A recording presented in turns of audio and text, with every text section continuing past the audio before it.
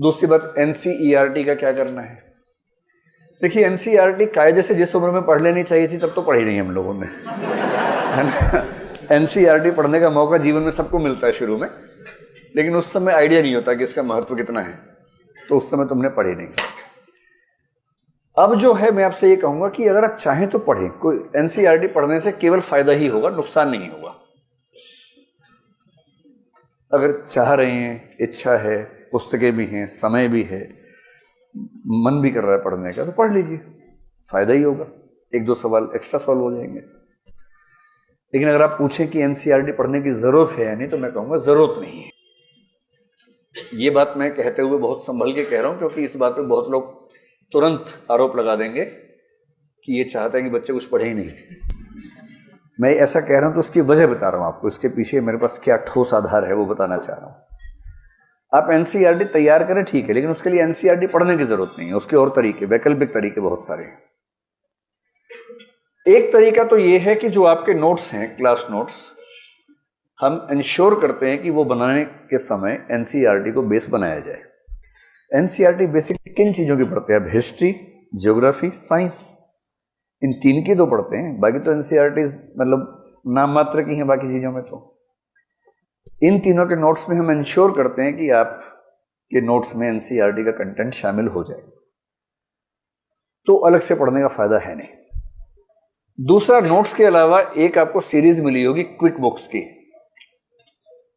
कुछ मिल गई होंगी, कुल 6 बुक्स आने वाली हैं, 3 आ चुकी हैं, 3, एक तो 4 दिन में आने वाली है भूगोल की, इकोनॉमिक्स के अगले महीने, और साइंस की भी दिसंबर का अंत होते होते आ जानी चाहिए।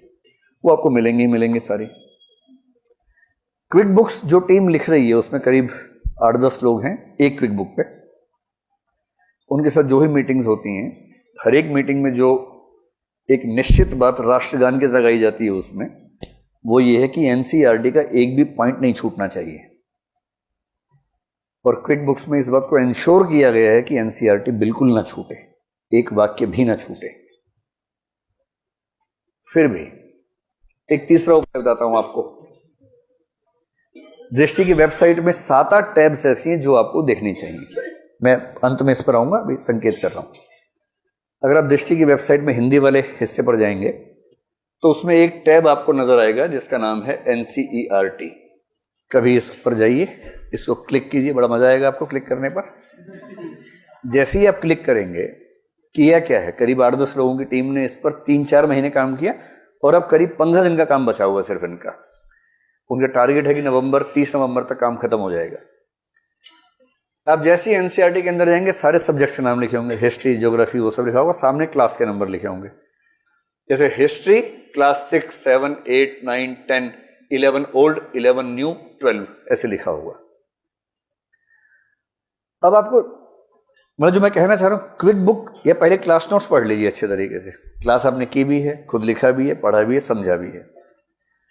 जब भी आपको हिस्ट्री रिवाइज करनी है, मेरी सलाह ये है, 2 में से एक तरीका, क्लास नोट्स को रिवाइज कीजिए, और उसके बाद उस विषय पर यदि क्विक बुक आपके पास है तो तेजी से उसको पढ़िए टॉपिक वाइज। एक टॉपिक क्लास नोट से पढ़ा, फिर उस किताब को पढ़ा।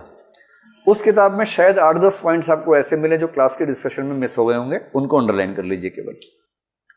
अब टॉपिक तैयार है आपका, आपको केवल चेक करना है कि ऐसा तो नहीं कि एनसीईआरटी मिस हो गई हो आपसे। तो उसके बाद जब हिस्ट्री पूरा हो जाए आपका, तब एनसीईआरटी वाली टैब खोल लीजिए। क्लास 6 को जैसे क्लिक करेंगे, जितने चैप्टर्स हैं उस बुक में उन सबके नाम आ जाएंगे, और ब्रैकेट में क्वेश्चन नंबर लिखा होगा, इसमें 8 क्वेश्चन, इसमें 12 क्वेश्चन हैं। एक पे टिक कीजिए, क्लिक कीजिए, 6ठी क्लास की एनसीईआरटी के चैप्टर 1 के सारे क्वेश्चंस आपके सामने हैं। आपने क्वेश्चन पढ़ा, नीचे 4 ऑप्शंस दिए हुए हैं, आपने मन में सोचा सी होना चाहिए, फिर सामने लिखा हुआ है उत्तर व व्याख्या, उस पर जैसे क्लिक करेंगे उसका सही आंसर और वो आंसर क्यों है उसकी व्याख्या दे रखी है। जिस दिन आपका एक सेगमेंट तैयार हो जाए, जल्दबाजी मत कीजिए, सबसे पहले क्लास नोट्स को ध्यान से रिवाइज कीजिए। नंबर 1 वो संविधान है आपके लिए। उसके बाद अगर उस विषय पर क्विक बुक है, जो कि सभी पे है ही, कहने की बात नहीं, केवल कल्चर पे नहीं है, कल्चर पे अलग से किताब है ही आपके पास। क्लास नोट्स के बाद क्विक बुक को पढ़िए इस तरह से कि अगर कोई अलग पॉइंट है तो वो पता लग जाए, और जब उसको पढ़ेंगे तो उससे रिवाइज हो ही जाएगी पूरी की पूरी चीज, कंटेंट रिवाइज हो गया, नए पॉइंट्स आपके सामने आ जाए। क्विक बुक में केवल नए पॉइंट्स को अंडरलाइन कर लीजिए। मैं ये एज्यूम कर रहा हूं कि नोट्स पहले आप अंडरलाइन करके रखेंगे, नंबर 2 पे क्विक बुक पढ़ेंगे। जब नोट्स प्लस क्विक बुक कर लिया आपने, उसके बाद 2 काम करने हैं और दोनों वेबसाइट पे करने हैं। सबसे पहला एनसीईआरटी में उस सब्जेक्ट की जितनी भी क्लासेस है उन सबके सभी चैप्टर्स को एक बार पढ़िए, सारे प्रश्न सॉल्व कर लीजिए। उसके बाद एनसीईआरटी में कुछ नहीं बचता है, क्योंकि एनसीईआरटी पढ़ी, याद हुई नहीं हुई, ये भी तो देखना है ना। अगर वो क्वेश्चन आंसर फॉर्म में व्याख्याओं के साथ, तो वो पढ़ने का ज्यादा वैज्ञानिक तरीका हुआ। और उसके बाद अंत में मॉक टेस्ट सीरीज तो बात की बात है। इसी वेबसाइट पर आपको एक और टैब मिलेगी, जैसे एक टैब तो है एनसीईआरटी, एक टैब मिलेगी प्रारंभिक परीक्षा 2018, इस नाम की एक टैब है। इस टैब पे क्लिक कीजिए। उस टैब के अंदर आपको 3-4 चीजें मिलेंगी, जिसमें से एक है सामान्य अध्ययन टेस्ट। मतलब मैं दावे से कह रहा हूं कि अगर आप इतनी मेहनत कर लेते हैं तो 56 सवाल प्रीलिम्स में कुछ भी नहीं है, कुछ नहीं है। बस बिखराव मत कीजिएगा, ये किताब पढ़ लूं, वो किताब पढ़ लूं, अरे ये तो बहुत नामी किताब है, ये नहीं पढ़े तो क्या होगा।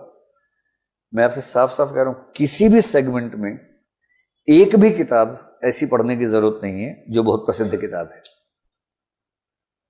इतने सीधे कह रहा हूं, रिकॉर्ड भी हो रहा है, खुल के कह रहा हूं। इंटरनेट पर साइट्स कौन सी देखनी है, चाहे तो कुछ साइट्स आप देख सकते हैं।